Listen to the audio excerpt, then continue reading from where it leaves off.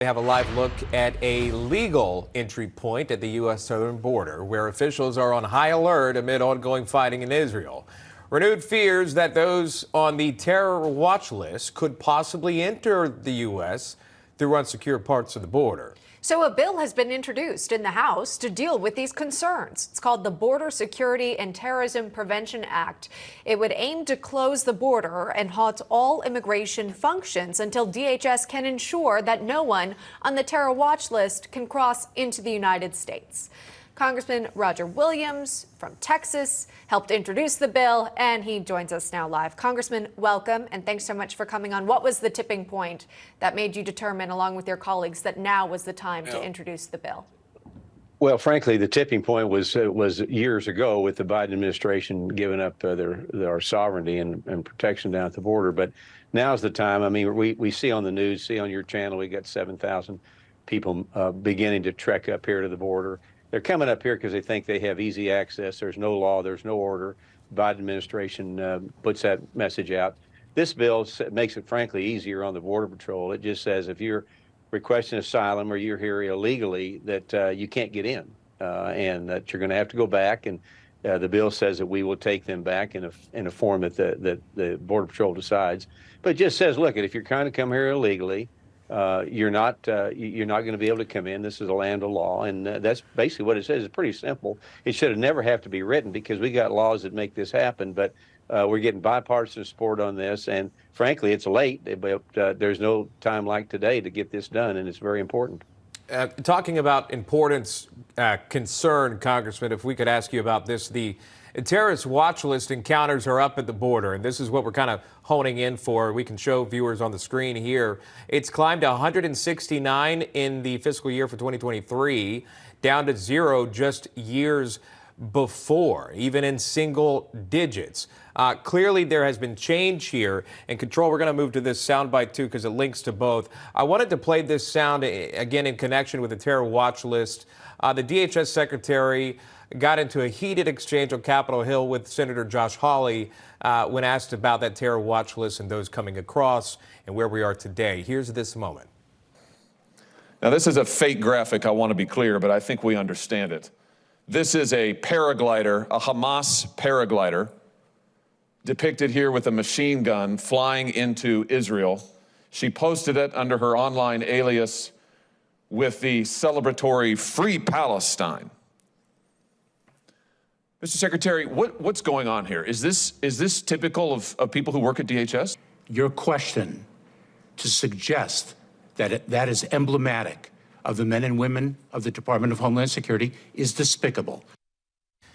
And this went back and forth that we've seen. But the bottom line is the concern over terrorism. And then employees, again, at the DHS, this person did face some consequence for that action that we've learned. Not been released, but again, face some sort of consequence. But bottom line, the DHS, do you feel their job is to protect the homeland? Is that happening, Congressman?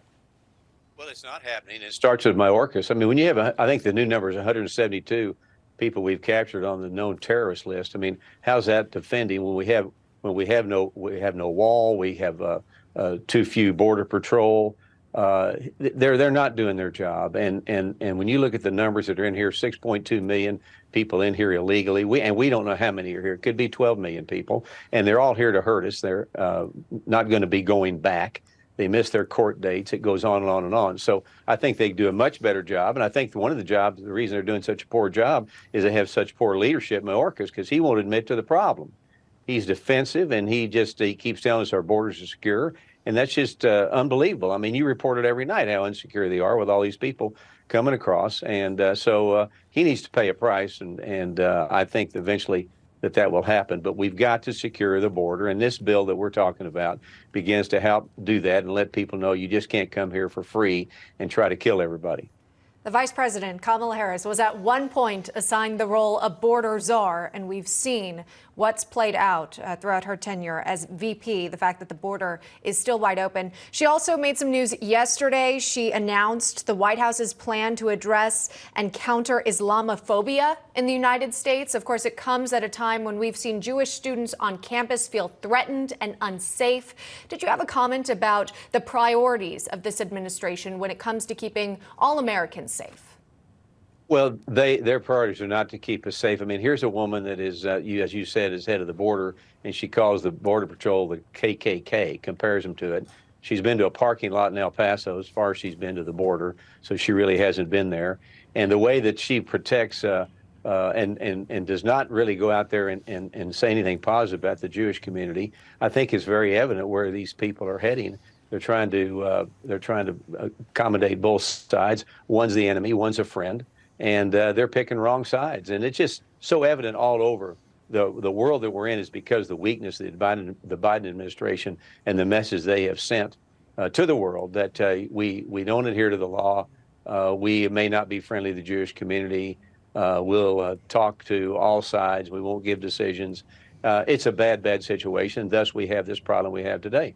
U.S. officials and, again, the ADL announcing the rise in anti-Semitism is indeed happening, yet they're combating Islamophobia at this exact time. I wanted to move on to this really quickly. With all the bad stuff happening in the world, there's some good stuff happening in your state of Texas.